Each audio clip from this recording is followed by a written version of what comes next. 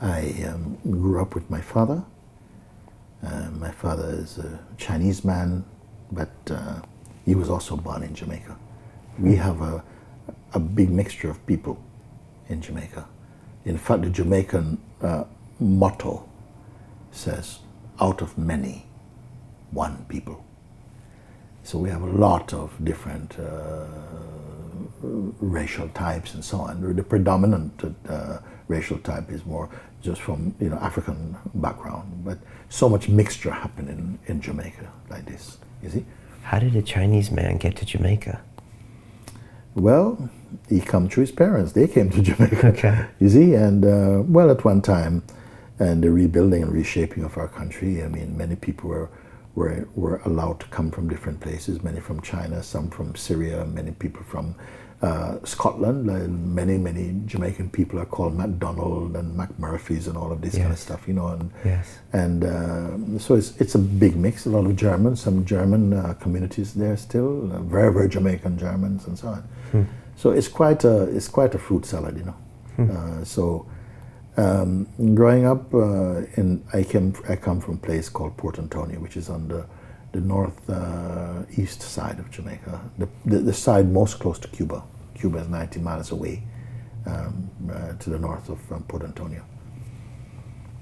I had a very sheltered upbringing with my father. My father's brother was a Seventh-day Adventist Chinese Christian. And there was a little bit some tensions between he and my father because he felt that my father was too over gentle with me and always hugging and kissing me and this type of stuff. So my uncle was much more strict in his way of bringing up his children. So when my father died in 1962, which was the year of independence in Jamaica, my uncle took charge of my upbringing, and he was quite a strict man. I don't remember many moments of his sort of tenderness or something like that. It was very strict. It was the time that I started to receive beatings and so on, floggings and so on from him. Also, his own daughter had that. We grew up together like brother and sisters, actually. But I didn't have in my heart any deep resentment towards my uncle to this day.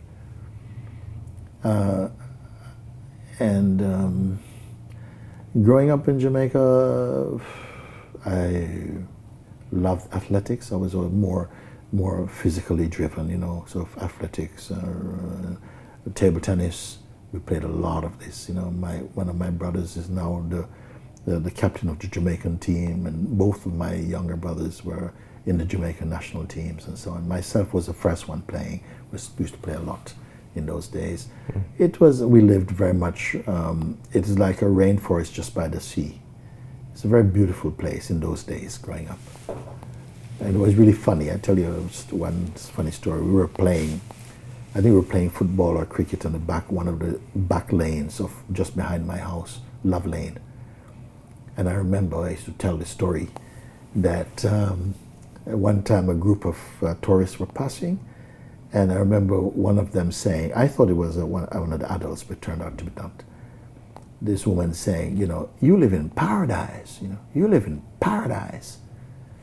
And yeah, thank you. We don't know what it means, apart from we all grew up knowing about paradise through the Bible and so on, and just felt like they were making something complimentary, and that was it. We have no way of going any further with that. Until years later, when I traveled from Jamaica in 1969, and then 5 years later I returned to Jamaica.